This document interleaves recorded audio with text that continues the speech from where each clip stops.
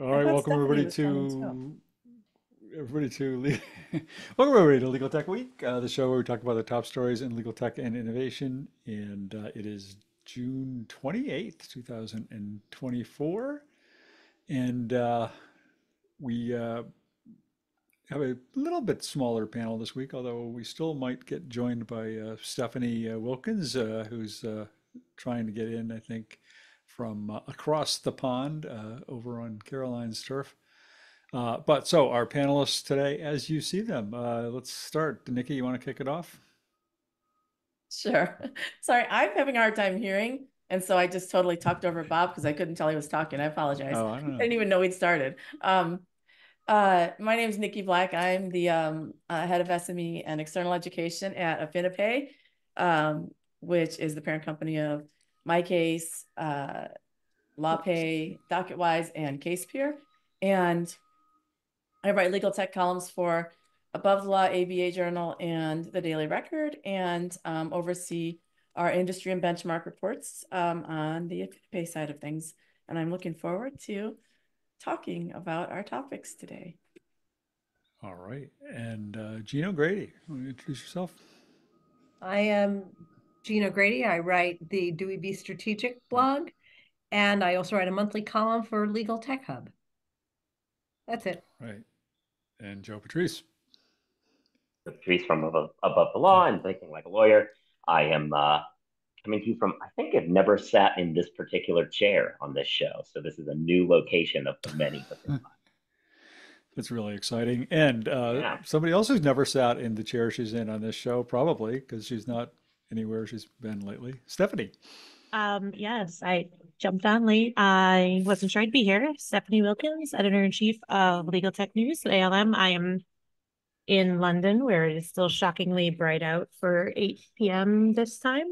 Didn't know if I was going to join, but I had to do a last minute work thing on a Friday night. So you all get to benefit from my knowing nothing that's been happening in the last week and just going to chime in. All right. Well, We can give her and a I am test Bob. and see how much she really doesn't know about what's going Oh, on. no, I really suspect not she so knows much. more than she admits. Yeah. But I've been told there were puns to be made, and I shall try my Oh, hardest to push okay. those out. Okay. But you were in London for a conference or for fun or for what? Always fun in London, but no, Relativity Fest. I spoke at Relativity Fest Oh, London. I feel like I've leveled up. oh, all right. How's David Horrigan doing?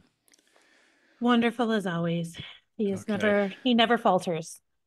good. All right. And I'm Bob Ambrogi. I have a blog called Law Sites and a podcast called Law Next. And I seem to have caught whatever Joe had last night. So just call me the Joe Biden of legal tech, I think.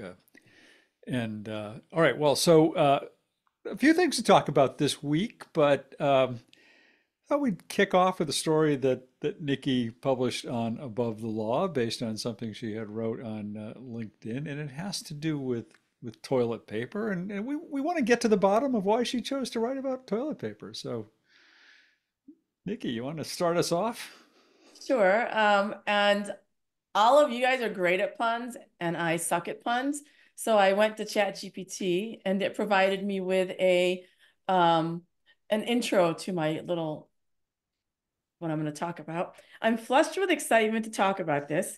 It's a dirty job, but someone's got to do it. So let's plunge into this discussion. Those are all the puns you're going to get out of me. I so I posted this initially on LinkedIn um, because the other day I noticed, probably about a week ago, that in our basement bathroom we had come to the end, our final roll of pandemic toilet paper. I had first, as I talk about and then I translated that post into a longer article for Above the Law. And, as I talked about it Above the Law, I kind of panicked like a lot of people and tried to regain a sense of control at the start of the pandemic. And I was one of the many people that caused the toilet paper shortage. I admit it. I bought a lot of really cheap toilet paper on Amazon. It was like one ply. It was horrible.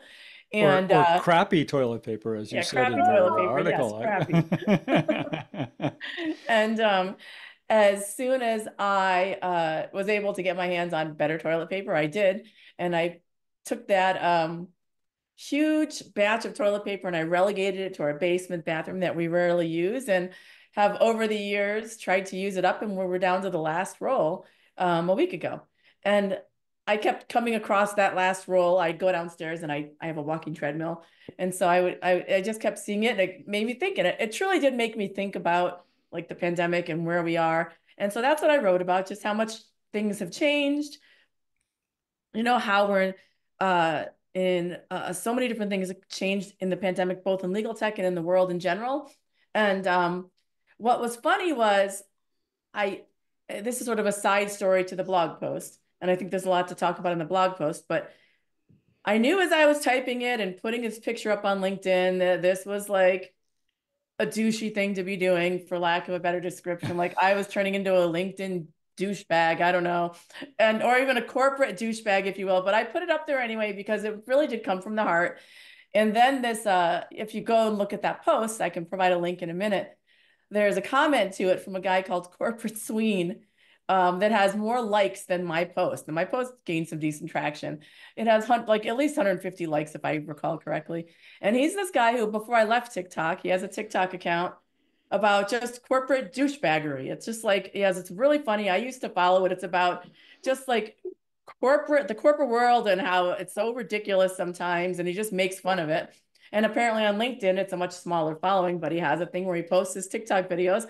And then he started to find sort of stupid corporate posts on LinkedIn where people encounter some random thing in their lives and then write a LinkedIn post and try to tie it back to their business. And I was called out for it and I got highlighted. I'm pretty proud of this fact. So he wrote a parody post based on my post and he commented on mine. And his parody post basically said, I ran out of toilet paper this weekend.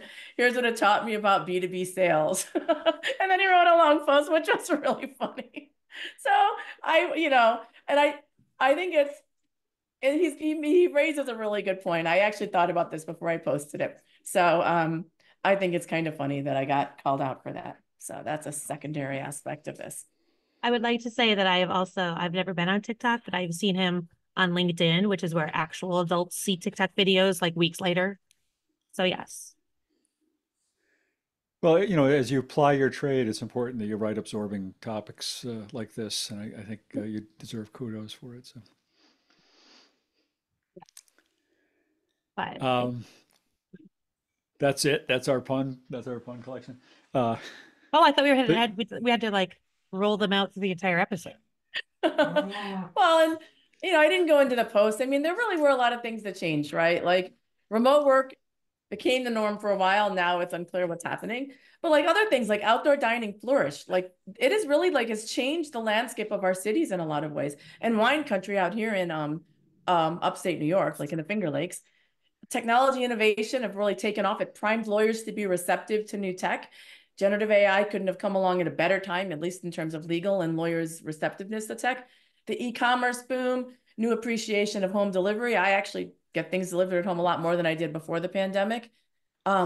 Virtual events and meetings and this webcast even have become standard practice. This was born from the pandemic.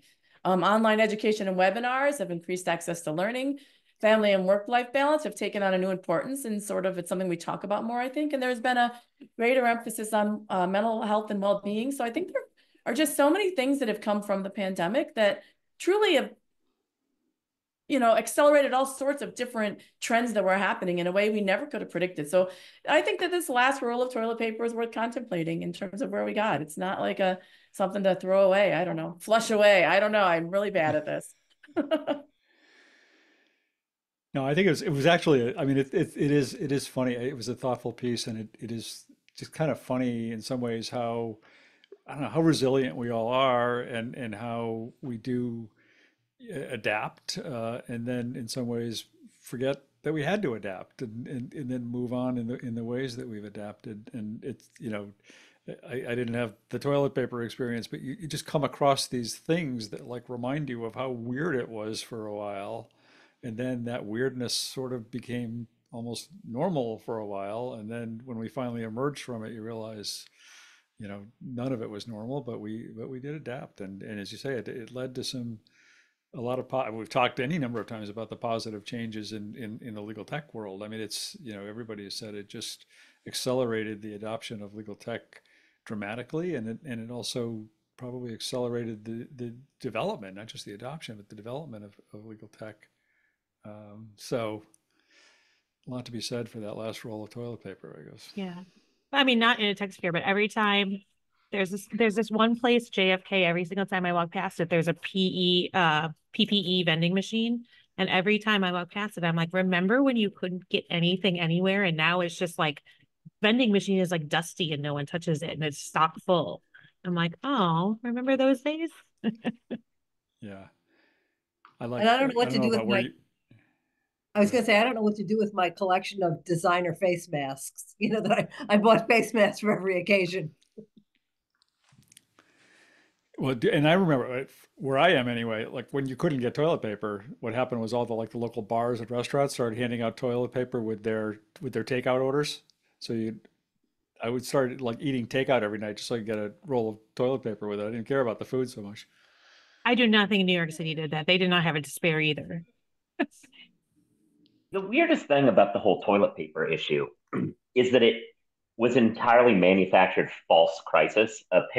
Like when you dig into the history of how this works, in the early on in the pandemic, there were issues in Australia with toilet paper, owing to the fact that it gets a lot of its toilet paper resources from China. But the U.S. doesn't do any of that, so we never actually had any real shortage.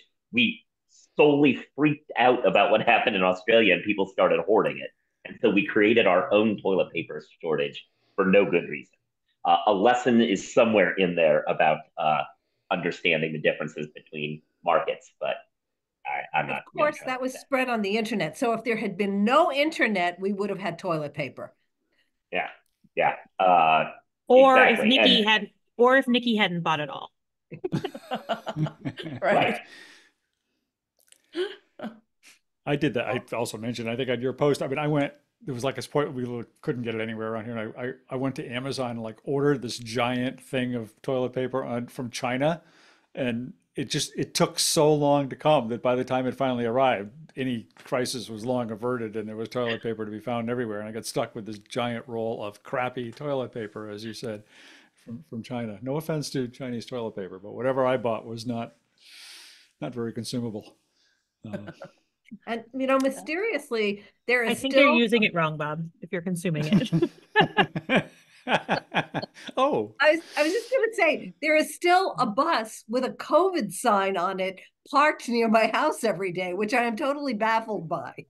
And I don't know if they're giving tests or shots, but it's sort of like, who's paying you? Yeah, it was definitely there were so many things about the pandemic that were surreal, right? Like, would you have ever envisioned that during a worldwide pandemic, we'd all just calmly work from our homes? Like, what is that? Like, I envisioned we'd all be like, I don't know, hunkering down, terrified. I'm not sure what I thought we'd be doing, but it wouldn't be like just carrying on like it's another day and working the same, 9 to 5 schedule or whatever. And hoarding toilet paper and I don't know, like wiping down delivered. I didn't do this, but a lot of people did, wiping down like your groceries with in the garage with like a, sanitizer before you brought them in. Like it was a bizarre time. Yeah, we I, really just had way too strong of a work ethic. Like, why did we just keep insisting we could do our jobs through anything? Like, we set ourselves up for not the right future. right? It was not like it was in the sci-fi, like sci-fi with the big X's on houses and just dead bodies everywhere. I don't know. I mean, a lot of people died. I don't mean to diminish but it just felt so much more, I don't know, normal than it should have felt, you know? It's somehow just hiding out in your house and even my husband was going off to the COVID unit every single day. He's an ICU nurse and he started from like almost day one. And even that felt normal. He just came back and that was that. It wasn't like the people crying on TV. I don't know if my husband's different. He just came home from like work like it was a regular day and didn't talk about it much. So I don't Well, know. the other thing is the impact on the overall real estate market. I was down in Southern Virginia about a week ago with my grandson, and we were going to an aquarium, which I thought was going to be like SeaWorld in Florida. And I brought, a big hat. It was like 90 degrees out and sunscreen. And it turns out this SeaQuest aquarium was in a mall. So they are turning malls into theme parks. Yeah. I mean, All if right, you well, say theme parks, the mall up by me is so deserted. They've now brought it to life by they've gutted the whole thing and turned it into a casino. So that's the new thing is with old mall. One strange thing about that is, though, is if there truly was like an apocalyptic event, hopefully there's an Amazon warehouse somewhere near you so you can raid it to get things because there's no stores left. Like, like it's the grocery stores are going to be raided very quickly. There's no malls left. There's no other types of stores. All the hardware stores are down to like one main brand or two. So fortunately, if you live near an Amazon warehouse, you're in luck, but otherwise you're going to have to trek. It's a weird situation we put ourselves in. Well, I also live near the Amazon headquarters, and they're opening an Amazon Fresh right next door. Well, there you go. But we So we definitely are just living in strange times. That debate last night, we won't even talk about that, but that was just yet another example of we're just in a we're in a simulation, you guys. You just got to. I was going to say, I think we have an apocalyptic event scheduled for next November, and you can plan on it right now. It's called No, Election I Day. bet there, you know what? There haven't been any surveys this week about law firms return to office. So what's the current state of law firms and return to office? Maybe we can poll the audience. Are people still hybrid? Are they? Luckily, I don't have to worry about that anymore. Yeah. Nope, we don't know. Oh, that's right. It's a good time for our P. We can do our P doom score today. All right. Well, gee, I thought we were going to have a funny conversation about toilet paper. Instead, we've gone down a very depressing route. And we're serious and grounding and all that. it's circled the drain real fast, is what you're saying? It's I'm kind of pooped out on talking about it right now. But what I about think legal I'll come back next research? week. Now, there's a cheery topic. What? Legal research, isn't that a cheery topic? Of course, it's one of my favorite. Are you passing the baton to me? I am passing the baton to you. Thank you. Or passing the toilet paper. No. So anyway, Roll with it, Gene. oh, good. I just posted a new. I've been listening to the controversies around the survey involving the quality of generative AI, and I also know from talking to friends and from being at conferences that the rollout of generative AI, at least in terms of legal research products, has been glacially slow. And everyone, and I began to, I've been thinking about this for a couple of months because I feel like in some ways it was like a cluster bomb of different issues came together to inhibit firms from even looking at, let alone embracing it, starting with the fact that law firms, GC offices have been asleep at the switch in regard to legal research technology for decades. I mean, legal research technology was never perfect.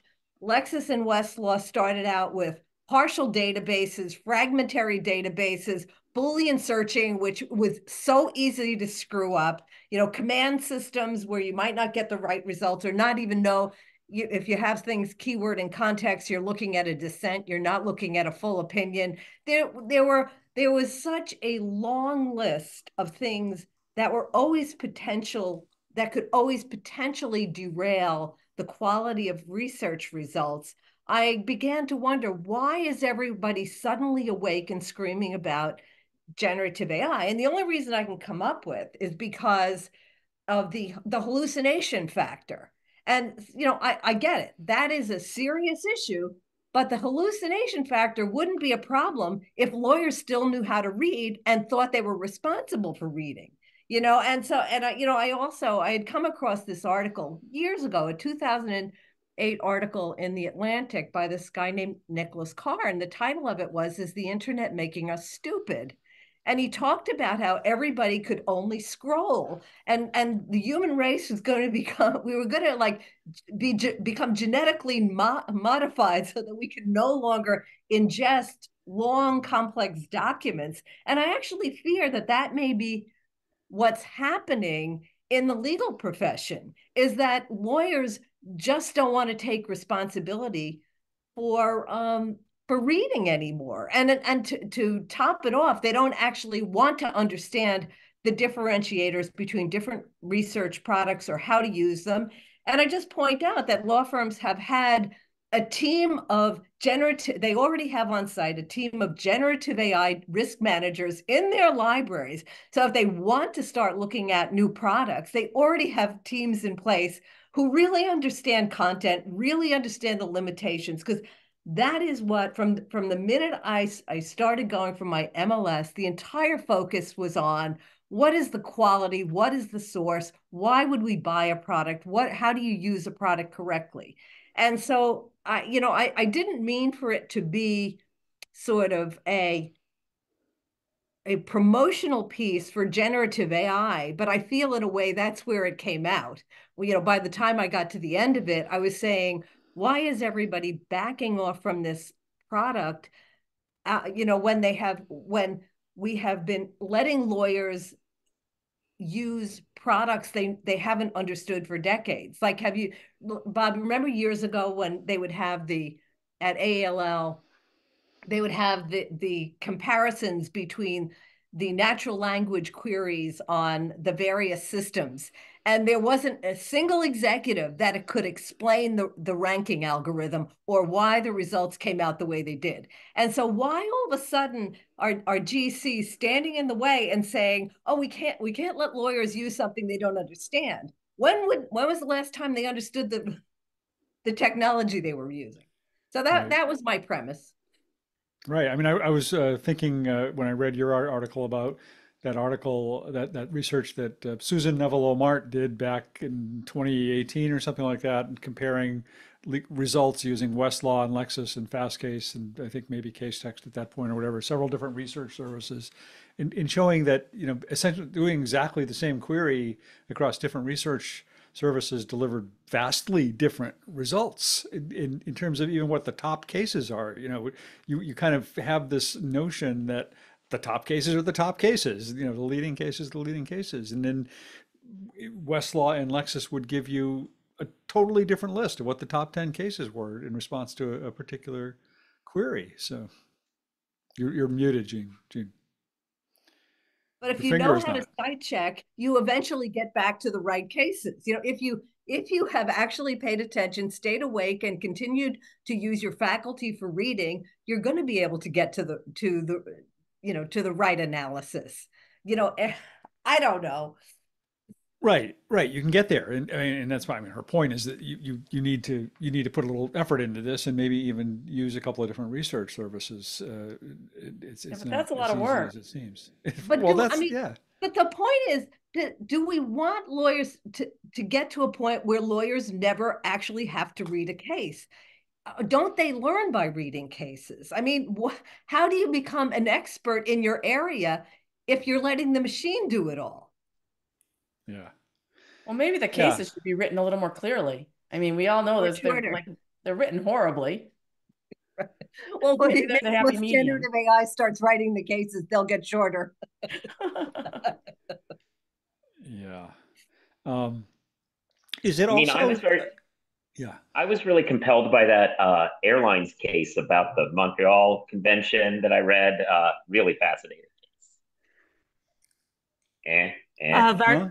Verghese. Yeah. It was Yeah. definitely so. That's it. Speaking at Relativity Fest this week was fascinating to speak to the international crowd, where it was just like, how many have heard of Mata Via Bianca? And it's like such a smaller group. And it was like, oh, like you got to retell the whole story. It was like, oh my gosh, it's like going back in time. But one A person blank did, slate. yeah, but like one person didn't know Mata, but they're like, oh, is that the one with for Gacy and Stephen Schwartz? I'm like, okay, those are the words you remembered. It's like really fascinating. Yeah.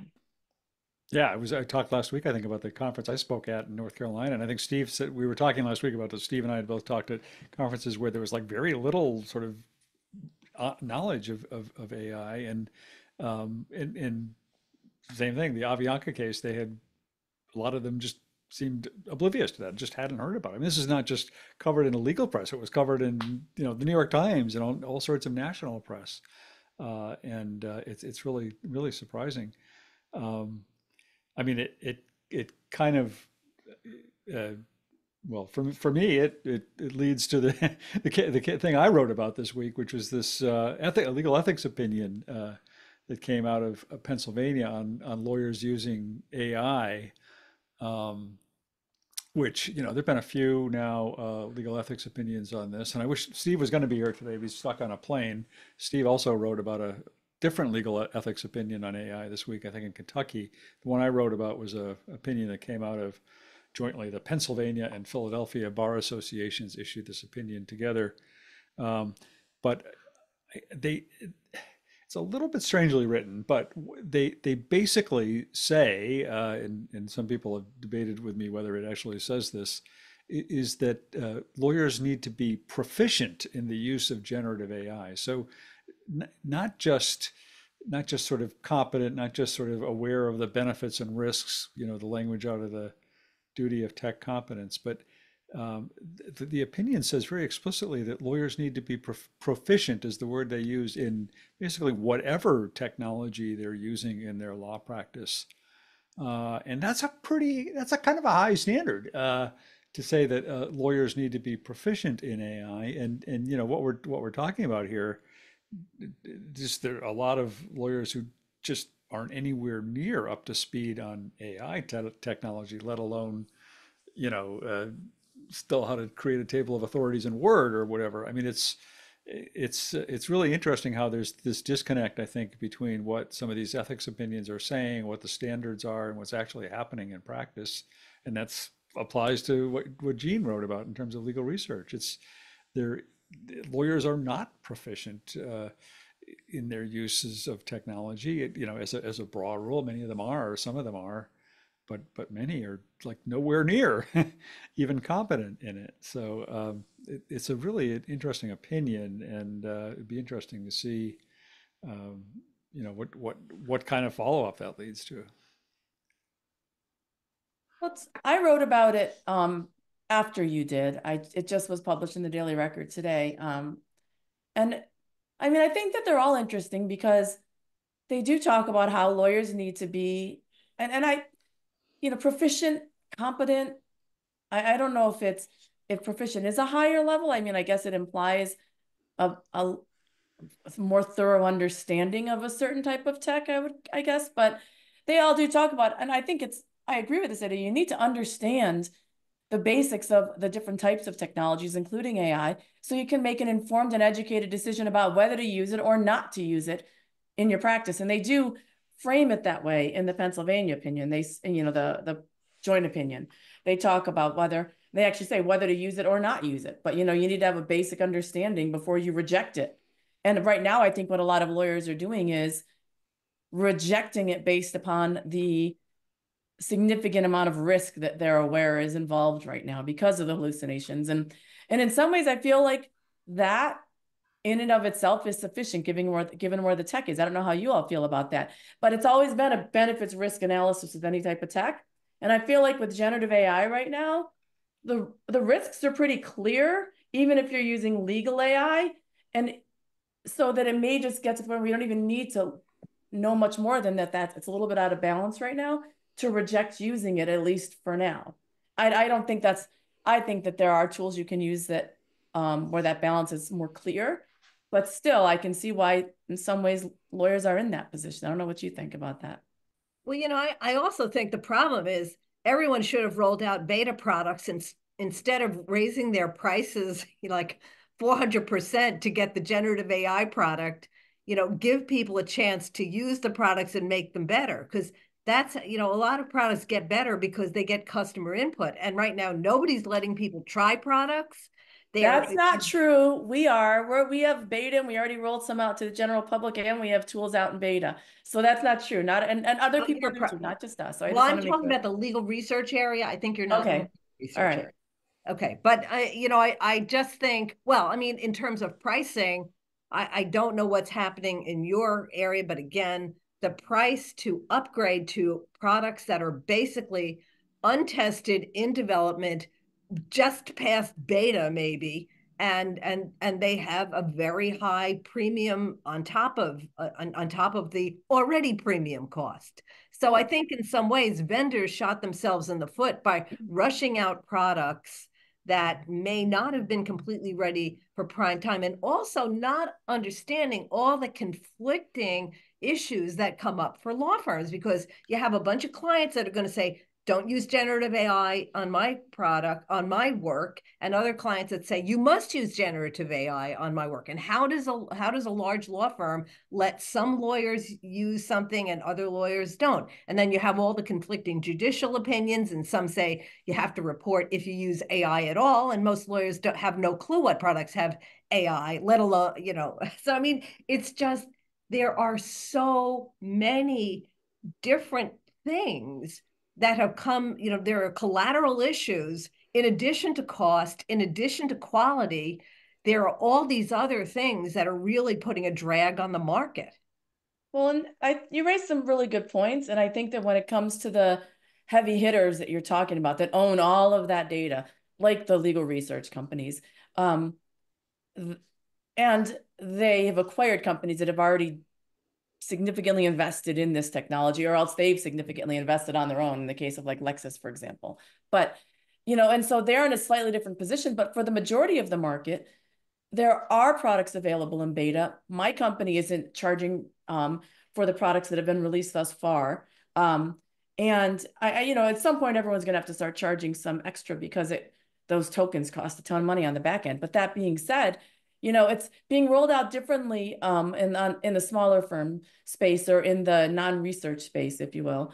And I agree that I think that what you're talking about is that cost benefit analysis, right? Like the costs and the risks are so significant, especially for larger firms right now where there's more complexity, that except that they also see incredible benefits, which you see on the small firm side. There's incredible time-saving benefits to be gained from using these tools. And depending on the firm, some of them are like all in, like they are using these tools, they're using them really creatively, they're saving a ton of time. And so it really just depends on each individual firm and what their goals are and where they are in terms of tech adoption, and figuring out where they sit on that spectrum.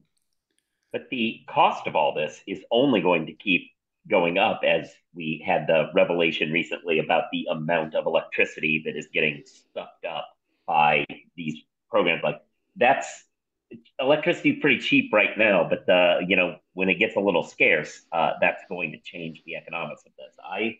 I think we're really kind of underestimating how much this could end up costing, barring some like major revolution in electricity production. There's going to be flushing money down the drain as this technology evolves. Indeed. I mean, well, yeah, I think that's a good point. Like, maybe it can never be cost effective to adopt. You know, if it is that expensive for vendors, and I don't know, how do you get to the right metric for pricing? Well, at some point, you know, with a rate of technology adoption and advancement, we're going to get to a point where that's going to change. And it's going to happen probably a lot quicker than we think in terms of the cost. I mean, at some point, we're going to reach the other side where the processing and so they're going to find other ways to get this done in a way that isn't going to eat up so much energy and cost so much in terms of you know, the tokens. I don't even, you know, I know we're going to get to that point. I don't have the vocabulary. I've read a lot about it. I just haven't quite amassed the vocabulary to describe what I'm trying to say. But there is a tipping point from everything that I've read that we're going to get to this point where that's going to completely change, and it's going to happen really quickly because the advancement's happening so fast, like exponentially right now in terms of tech. We're going to see. I mean, one of the companies I've talked about here is John Tredenik's Discovery. It's called Discovery Partner now. His new e-discovery thing. But if you play around with that, it gives you options within the menu to choose kind of which model you want to use for which purpose. So some of them, and it'll give you like little charts showing what the likely cost is going to be based on which model you choose. And obviously some are more affordable than others, and some of the more affordable ones are actually better suited for certain tasks than some of the costlier ones. I mean, again, that again requires some degree of being understanding how this technology works, but maybe vendors, in some cases, or at least in more sophisticated cases, will be incorporating those kinds of options into what they're offering.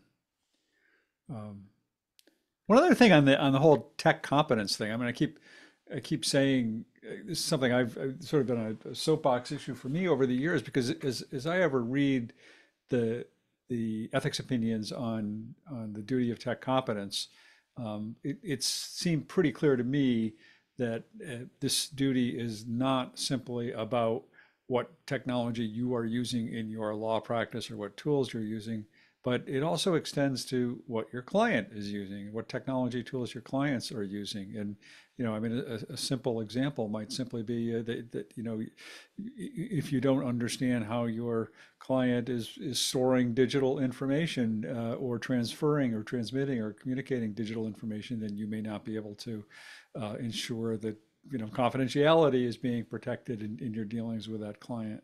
So even if you're a lawyer who is like not using any of this and you're still, I don't know, got a typewriter in your office or something, uh, in order to be competent as a lawyer, you still need to be able to at least understand some of the potential tech issues that your clients may be facing or encountering with regard to whatever, however you're representing, whatever matter you're representing them in. Um, I'm posting a link to an article that talks about the factors that are going to cause the price to go down over time. That's going to Okay. articulate it far better than I just did, which was to basically use no words and just make a declarative statement. Yeah. Have nothing to back it up. I just made a declarative statement, but I'm going to post the article in a Like minute. efficiencies being what they are, the cost will go down on one level. The issue, though, is if they can't crack the nut on how much this is consuming electrical and water, uh, then you start running into the situation where to keep it cheap, they buy up the lion's share of those resources and keep it cheap at the expense of us not having heat, and that's the concern. Or do they go the other way and they pass on the cost to the consumer, and then the cost starts going up, more efficient, but going up because there just isn't enough kilowatts out there to cover it without charging more. I don't know. It's disconcerting.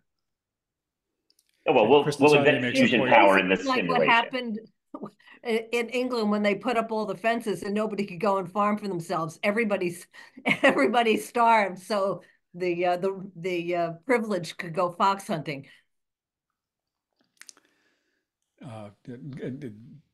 Kristen Sonny just makes the point in the chat that's just worth pointing out, which is also that, as she said, the high cost of AI will exacerbate the justice gap.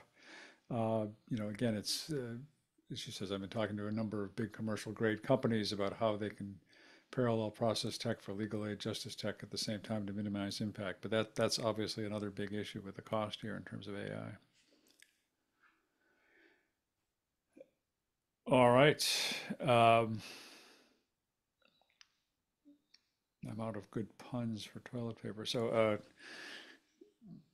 not that I had any good puns for toilet paper, but Joe, you didn't have a story this week, but did you want anything you want to talk Yeah, about? yeah. Well, I mean, so I didn't have a legal techish story, but what I did spend a lot of this morning writing about is the Supreme Court killing off the Chevron deference standard, which obviously is the sort of thing that people worry about for clean air, clean water, not eating rotten food, those sorts of concerns, those sorts of pedestrian concerns rather than legal technology. However, it did get me thinking, yeah, like we don't really have a good plan for agency regulation of artificial intelligence or any legal tech tool now. Uh, but theoretically, we will at some point have some sort of regulation. There are other agencies that have some input into AI adjacent stuff. The FTC might get involved in how it's marketed and stuff like that. And it seemed particularly disconcerting from a tech perspective, this opinion, because of all the reasons why you want agencies to have some degree of deference in how they apply laws that are written generally to cover future scientific and technological development, something that is moving as quickly as AI has been seems like the best possible case for a world in which you want the people on the ground applying the law to have deference in how it gets handled. And so turning over this sort of question to random judges, and in particular forum shop judges, mostly in the Fifth Circuit, seems like a problem. And it seems like a problem that will have other implications first, obviously, but will ultimately hit the AI development question. Yeah. I don't know if anyone had thoughts on it. Well, part of it is, I guess, what aspects of AI even should be regulated. I mean, fairness and bias, potential uses, transparency. I mean, what are some of the areas that should be looked at being? I mean, I guess there's the whole question of do we really want the federal government regulating AI, and if so, in what ways? Yeah, I definitely think marketing promises what it can do, like seems like a pretty important one. Like trade, I know there's consumer protection kind of. yeah, consumer protection stuff. That seems like a place where it would make a lot of sense. I don't know. Yeah, even less directly, all these electricity and water concerns that we just talked about in the last segment are issues that implicate clean air and clean water, and those are issues that are now thrown wide open by this opinion.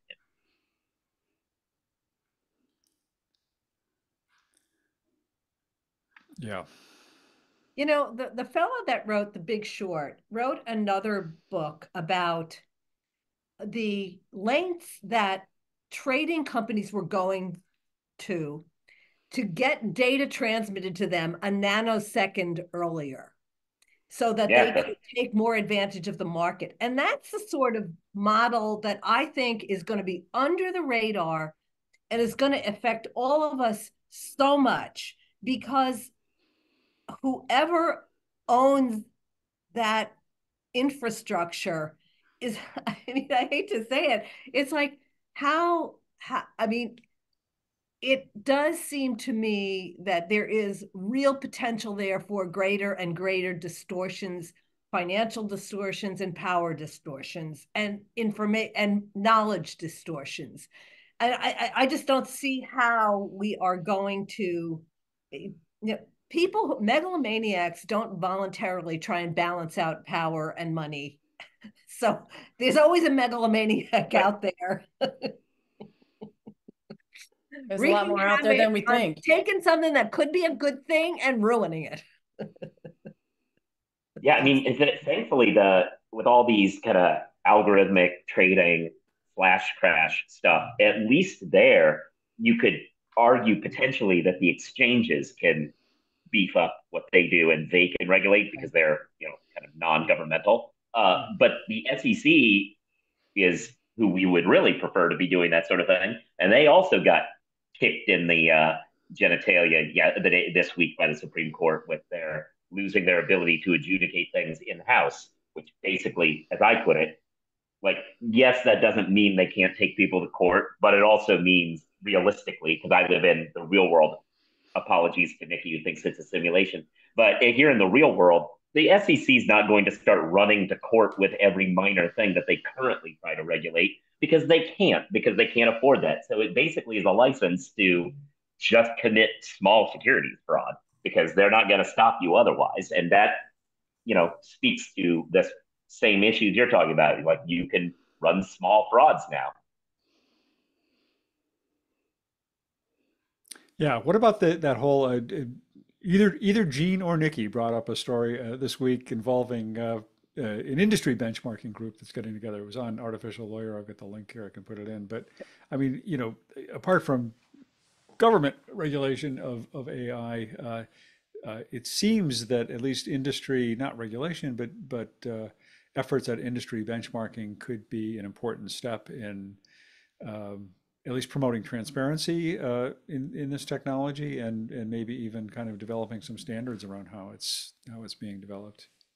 Yeah, it was something that was on Artificial Lawyer this morning, and it is a group called the Legal Industry AI Benchmarking Collaborative, and they're having a meeting in London, and they'd like people to volunteer to show up at that meeting. So if they'll fly me there, I'll show up. But I mean, it is my impression. It is the project. The contact person for the project is John Kraske, the Chief Innovation Officer at CMS. So I mean, I am guessing that this is more focused on procurement for law firms. Like, how do we benchmark products Yeah. for law firms and be able to tell product A from product B? And so I definitely think it's warranted given the fiasco of having somebody like the Stanford folks who don't seem to actually use benchmark products they don't understand. So Yep. All right. Stephanie, anything to report from across the pond? I mean, not entirely. It's just been interesting to be over here. I've tried to set up a bunch of meetings and then just sit around at Relativity Fest and just be at. It's interesting to be. I feel like so much of what we do is so US centric, and to hear what is new to them and what they talk about is just completely like the MATA case is an example. Like they have their own hallucination cases, but it's just a completely different the things that we talk about that are a given and what aren't. And I mean, I went and visited A&O Sherman now, like their Fuse incubator to talk about the startups that they have been. Oh, bye, Jean. She just left us. Others? Shruti? Did you go see Shruti? Isn't Yeah. she the A&O? Yes, Yeah. I met with her. Just met some of them. I mean, like I met with Lignance, I met with Robin AI, I met with like Alchemy Machines, just like some people that are over here just trying to get a sense of what's going on. Cause like I do feel so much of what we do is so US centric. And I personally just want to know more. This is just called everyone in the audience too. Like, I just want to know more about what's going on around the world. And I mean, like, I feel like Henchman was one of the big international companies I knew, and then they were bought by Lexus. So I'm like, okay, who now? And you just keep hearing rumblings about other companies and little ones. Like I keep hearing a lot of things about Leia, even in the States, but I don't know that much about them. So I just mostly I extended my trip to have it be just informative. And I just love London, and it's almost 9 p.m. and it still looks like broad daylight. You never know.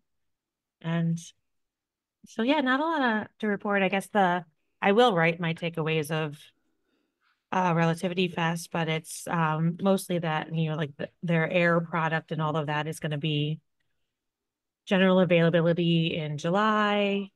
I mean, nothing immediately available, nothing pressing announcement for just right now, but all the stuff that's going to be available this summer is good. I mean, it's a mini version of the US one for anyone that's been at it. And so it's engaging. All the people are fun. After party at a trapeze themed bar. They don't even have to do it. London and Shoreditch is quirky enough that the bar is already themed that. They don't have to do a themed party. Well, Yeah. as you sit there in London, I'll reiterate what Jean said. If anyone wants to like fly me in, or I'm sure any of you, Yeah. we'd happily go. We can all be in London together at some point. It sounds like Oh fun. no, I would love it. I really want to get back for Legal Geek this year. I had just been in the Legal Geek Chicago. That was where I was from JFK calling in last time. I would love to go to the one in London just to see because that had been my first Legal Geek of any kind, and I really do think that they appreciate the fact that conferences are as much, if not more, about the connecting and the networking as it is about the content. And Legal Geek really leans into that. And I've heard that the London one is especially like that. So, I mean, I do really want to learn about the scene over here and being not just London, but more Europe and everything. So I really, really want to try to get to the London Legal Geek in October, but we shall see. You can also hire us as a group. We're going to be doing Clio in the fall. That we're going to be doing a Legal Tech Week live version of our panel at Clio, and I guess some variation on it also at ABA Tech Show. We're gonna So go on yeah, the we do road. parties and weddings and Yep. whatever, and you can just hire us and Taking the Parties show and on the bar road, mitzvahs. doing it live, taking the show on the road. So yep, we're available. Just fly us there, right? Yes. just Yeah, fly us there. Yeah. exactly. Well, if you want to Just pay pay us us, we'll the take that too. airfare and lodging. Yeah, we're easy. Yeah. Hayden just came up with a name, the Law Next Roadshow. Yeah. Absolutely. Yes. We're Uh, traveling band of get a, misfits. We can wear matching outfits if you want. Yeah. I like it. Can even prepare a dance. Yeah. We can have like a song and dance that we start the show off with. Well, Nikki can do dances while we tell puns. How about that? Yeah, unless I have ChatGPT to help me, it's not going to go well. Yeah. Round table on ice. I need to All learn to right. speak. Well, Ryan suggested that. Nice. Are there any loose ends we need to wipe up, or are we done? I think we've We're reached the doing end of the roll, P-dooms? Joe. I think we. Okay. I hope it's over. I hope we get the end of it. Don't we have to do the P-doom? We do. Oh yeah. Oh, Oh yeah, man. right. Oh man. It's gonna be off the charts Great. this week. Ah, All I right, don't know. let's P-doom it. If we had asked in the beginning, I feel like we would have been way down. Ah, goodness. Yeah, so No. So you didn't watch the yeah, debate last night, Stephanie. I mean, No, I didn't. I feel like yeah, I'll start because I feel like my P-Doom is not so bad because being yeah. on the time change and missing the major American news, the best I've gotten all of like in politics news is like over here, the members of the cabinet bet on when the election would be, knowing when the election would be. That's like the big political scandal over here. And one guy bet against his own party. Like that's it. yeah. The debate was too late for me to watch. So my P-Doom is gonna be lower than everybody else's over here. So go right ahead. Go ahead. Who wants to be first? All right. All right. It's a dirty job, but someone's got to do it. That was one of my Oh, ChatGPT ones. I'll go next or first. After the all right, so mine is it's out of 100, right? Mm-hmm. And Yeah. last week I think I was at 85. I'm gonna say I'm at 75 this week. And after the debate, you would think that I didn't watch it because I knew it was just gonna be a shit Shit show. show. See, there you go. So I didn't watch it. Thematic. But and I already know who I'm voting for, but and so after everything I've read, you'd think it would be higher, but my kids who are 20 and 22, one of them is a little bit more into politics than the other. Both of them attended debate show parties where everyone did drinking games. They were two separate parties, and they had a drinking game with a score sheet, and they apparently all got really drunk because these two are so predictable in the debate. But I was very heartened by the fact that these Gen Z kids, including the one that was more STEM focused and is less into the liberal arts and the history and that type of thing, both attended parties to watch it, even though they both are appalled by just the entire spectacle of it. The fact that they watch it, the fact that they took the time at their age to do that is very heartening to me. So I'm going to say I'm at a PDOOM of 75, only because my children help balance off the doomsday scenarios in my head. All right. Joe, how about you? I'm about 35. I had been at 0. I'm a lot more worried. Not as much debate-wise, though that is a little disconcerting, but the Supreme Court's last few days have been pretty brutal. And I do think to the extent that part of the PDOOM thing is worrying about being killed off by technology, I think that they've made some moves in the last bit here that increase the possibility of technology run amok, unregulated problems. And so I think we're going to be left without much of a defense. And so I'm going to go up a little bit, but I'm still generally hopeful that we survive.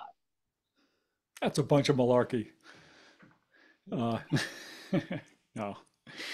Uh, Gene, were you here for I our missed the P-Doom thing? Yeah, question. yeah. I had a handyman. We're doing our P-Doom. I'm an optimist. We have we will survive. We have always survived. I look back on history. History was actually much worse than what we're going through today. People used to be drawn and quartered in the streets, and people would throw tomatoes at them. So I think we, as harsh as things are, history was worse.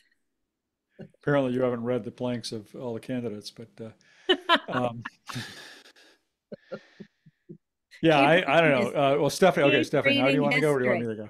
No, I'm just like, and Jill will know this. Like, whenever I'm traveling and in another country, I am in my most optimistic and positive. So I'm not even worth asking right now. I'm just All like, right. whenever I'm not home, I'm like, life is great. Yeah. All right. Plus, it's happy hour in London, right? It's past. It's like Way 9 past happy hour. 9 p.m. But Hard to right. say. All right. Well, I don't know. I'm feeling very doomed. So I don't know. I'm up like at an 80 or something. I'm so morose about that debate last night in the Supreme Court this week, and I've lost all Now, hope. Bob, you're You're close to my age, and when you were in high school, Kennedy was shot. I was Johnson became in high president. school when Robert Kennedy Kennedy was was shot. shot. Then you were in college. We went through the assassination era, the Watergate era, the Vietnam era. Nixon, We're good. Nixon. We're gonna roll. The We country survived gets Nixon. through this stuff. Just nobody can tell me that things are worse today than the horror show when we were growing up. Well, she just clogged you all up, Bob. We have robot overlords about to take over the world. Either a deranged or a senile potential president, or one who's had worm eating his brain. Uh, You know what? Anything could happen. Like no one thought a week ago, no one thought there would be talk about replacing one of the candidates. Maybe next week they'll be talking about replacing two of the candidates. You just never know. right. Okay. No, you're right. It's true. I mean, It's true. We do make it through, and We're resilient. we carry Yeah. on. That's what we were talking about at the beginning, right? With the pandemic. Yeah. I mean, It all I comes think back to toilet paper. Someday you'll look at yes. that last roll of toilet paper and say, "We made it." I know. I mean, I There's think always another role. There's always another roll. Whoa. And on that note, I think that's right where we got to stop. Call it. All right. Thanks to everybody. Happy See 4th you of all July. next week. Are we Everybody have a meeting great next week. week? What Are we is next? meeting Is next week the 4th? it's the next week, 5th, Yeah. Friday the It'd 5th. be July 5th. Oh. So Oh, we don't want yeah, to meet probably next not. week, do we? All right, we'll see you in Yeah, 2 so weeks. we'll see you in a couple Yeah. weeks. Yep. All right. Happy 4th, everybody. Bye. See ya. Bye, all.